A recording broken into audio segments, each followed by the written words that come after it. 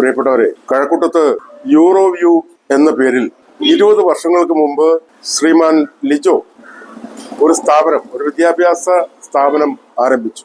വിദേശത്തേക്ക് കുട്ടികളെ പരിശീലിപ്പിച്ച് അയക്കുക, അവിടെ അവർക്ക് പഠനവും ജോലിക്ക് താല്പര്യമുള്ളവർക്ക് അത്തരത്തിൽ വിദേശത്ത് നല്ല നിലയിൽ ജീവിക്കാൻ കഴിയുന്ന വിധത്തിൽ ചെറുപ്പക്കാരെ പരിശീലിപ്പിച്ച് അയക്കുന്ന സ്ഥാപനം. നമുക്കെല്ലാവർക്കും അറിയാം, ഇത്തരം സ്ഥാപനങ്ങൾ ഇതിന്റെ നടത്തിപ്പുമായി ബന്ധപ്പെട്ട് പലപ്പോഴും പല വിധത്തിലുള്ള പരാതികളും സംശയങ്ങളും പല കോണുകളിൽ നിന്നും സമൂഹത്തിന്റെ വിവിധ തലങ്ങളിൽ നിന്നും നമ്മൾ പലപ്പോഴും കേട്ടിട്ടുണ്ട്. പക്ഷെ 20 വർഷക്കാലമായി ഒരു ചെറിയ പരാതിക്ക് പോലും ഇട നൽകാതെ വിദ്യാർത്ഥികളാകട്ടെ രക്ഷിതാക്കളാകട്ടെ ആരും തന്നെ ആ സ്ഥാപനവുമായി തർക്കിക്കുകയോ കലഹിക്കുകയോ ചെയ്തതായി നമ്മൾ കേട്ടിട്ടില്ല.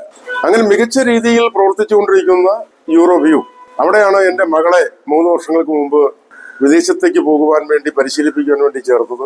ആ പരിശീലനം എല്ലാം പൂർത്തിയാക്കി കാനഡയിലെ ടൊറന്റോയിലേക്ക് അവൾ പോയി. ഇപ്പോൾ കാനഡയിൽ പഠിക്കുകയും ചെറിയ ജോലി ചെയ്യുകയും ചെയ്യും.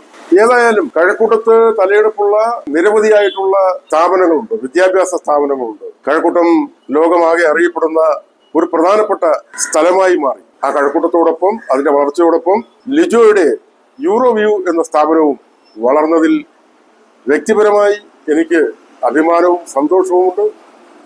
അവരുടെ 20ാമത് വാർഷികം, ആ 20 വർഷങ്ങൾ വിജയകരമായി പൂർത്തിയാക്കിയ ആ സ്ഥാപനത്തിന്റെ മേൽനോട്ടക്കാരായിട്ടുള്ള ലിജോയും അദ്ദേഹത്തിന്റെ ഭാര്യയും മറ്റ് സ്റ്റാഫുകളും എല്ലാം ചേർന്ന് ഇനിയും ഉന്നതിയിലേക്ക് ആ സ്ഥാപനത്തെ കൊണ്ടുവരട്ടെ എന്ന് ആഗ്രഹിച്ചുകൊണ്ട്